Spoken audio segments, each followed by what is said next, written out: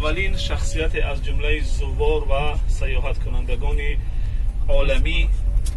از جنوب تاجیکستان، بزرگترین و یک از برجسته ترین متفکران و فیلسوفان عالم اسلامی و غیر اسلامی، شیخ ناصرالدین، شیخ مصلح الدین ناصر خسرو قبادیانی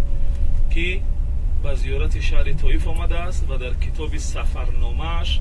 حوادث را و زیارت‌ها و آن چیزی که در بودنش در طائف رخ داده است در کتاب سفرنامه‌اش آن را درج کرده است و بسیار از زوار یا اینکه سیاحان نیز به شهر طائف در قدیم آمدن و یادداشت از تاریخ و حوادث شهر طائف برای خود گرفتند. از همین جمله ما نیز انشاءالله از جمله همان زوار زیارت کنندگان و مشاهده کنندگان میگردیم که شاید در ذهن یکی از ما یا بعضی از ما یا همه ما به کلی یک تفکرات و یک مفهوم در برای وسیع کردن تفکر و مفهوم ما شاید یک کمک کند و این دیدنی ها سبب رشد عقلی و ذهنی ما شوند.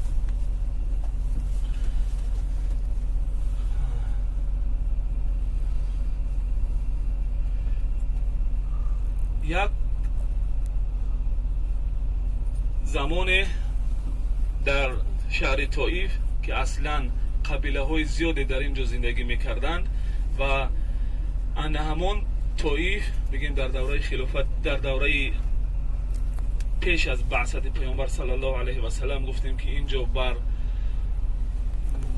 سخاوت و بر دارایی خود این منطقه شهرت داشت، زیرا یک منطقه کشاورزی است که همه چیز در آنجا میروید و بود هوای خوب هم دارد. عبدالمطلب بابای پیامبر صلی الله علیه و سلم بسوی همین منطقه یعنی 50 کیلومتری دورتر از شهر طائف که وابستگی شهر در اطراف که همین قریه در اطراف همین شهر طائف بود، قریه حلیمه سعدیه مادر رضاعی محمد صلی الله علیه و سلم، عبدالمطلب نبیره کوچکش محمد رو به همین منطقه فرستاد تا آنکه در قریه حلیمه در قریه بنی سعد در آنجا تکمیل یابد، یعنی دوره کودکیش رو در آنجا بگذراند و همون حلیمه که محمد صلی الله علیه و سلم را رضاعتی میکرد یعنی شیر میداد در 50 کیلومتری همین شهر بود که تا امروز همین قریه با نام قریه حلیمه سعدیه مشهور است. خب پیامبر صلی الله علیه و سلم حدیثی را از پیامبر صلی الله علیه و سلم تذکر کنیم که همین منطقه یعنی طائف که در اینجا گفتیم یک چند قبیله زندگی میکرد، یکی از همین قبیله ها ثقفی ها بودند، بنی ثقف. محمد صلی الله علیه و سلم با حدیث اخباریش برای ما آگاهی داد در آن زمان که از بنی ثقف کسی پیدا می شود و می آید و کعبه را ویران میکند. پیامبر صلی الله علیه و سلم این حدیث اخباریش را در زمان زنده بودنش گفت، از دنیا گذشت ولی بعد آن کسی کعبه را ویران نکرد، تا که انشاءالله همین قصه می آید و اگر آماده گوش کردن باشیم قصه رو انشاءالله برای شما بیان میکنیم. اگر خوبتونم برادر قصه گوش کردن. خب حدیث های اخباری اول درباره حدیث های را میگن که در مدت بعد پیامبر صلی الله علیه و سلم تا آخر زمان رخ میدهند. از جمله حدیثایی که درباره علامت‌های آخر زمان خبردار میکنند ما را، ان همین نوع حدیث ها را حدیث‌های اخباری میگن که چنین میشود، یا اینکه ظهور مهدی، یا اینکه نزول عیسی علیه السلام، امام مهدی. ان همین حدیث ها از جمله احادیث اخباری هستند. خب بنی ثقف پیامبر صلی الله علیه و سلم در برای آنها این اخبار را داده بود و با گذشت ایام بعد از وفات محمد صلی الله علیه و سلم، خب و پراکندگی بین خلیفه های اسلامی، عالم اسلام آنگونه شده بود که عراق بر حال خودش مستقل بود و تحت خلافت اسلامی را که آن زمان این خلافت را اموی ها اداره میکردند، یعنی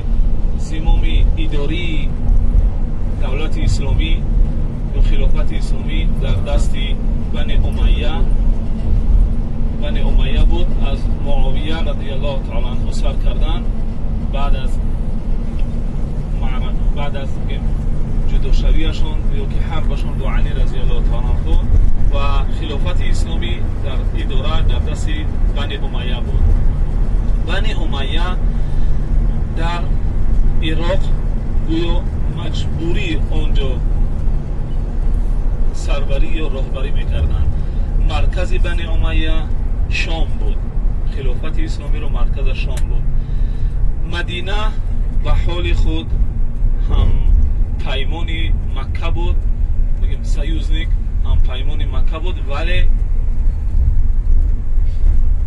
تحت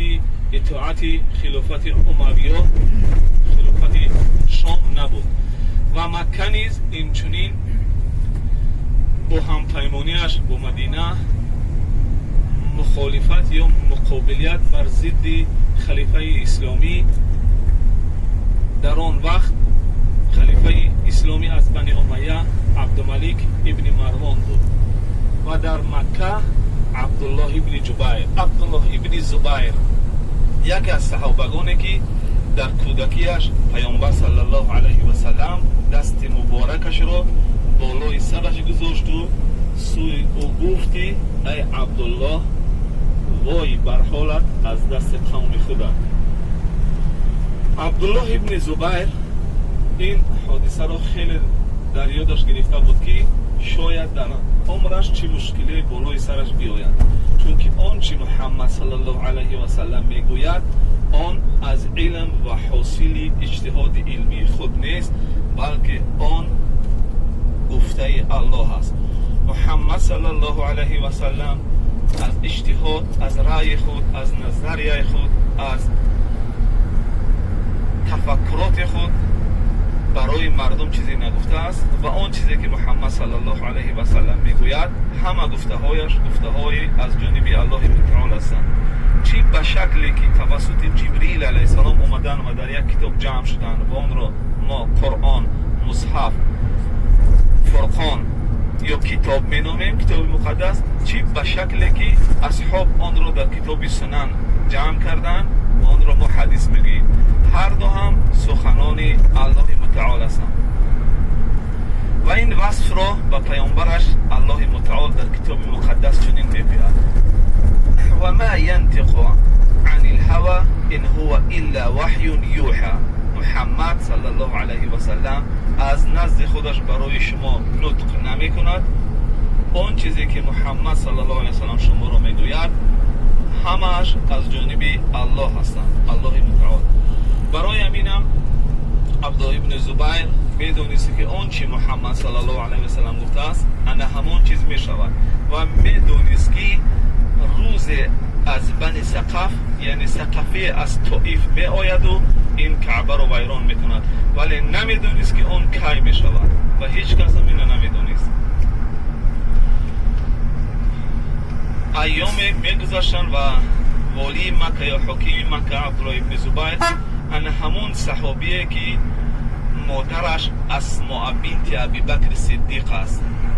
اقای عایشه رضی الله تعالی عنها.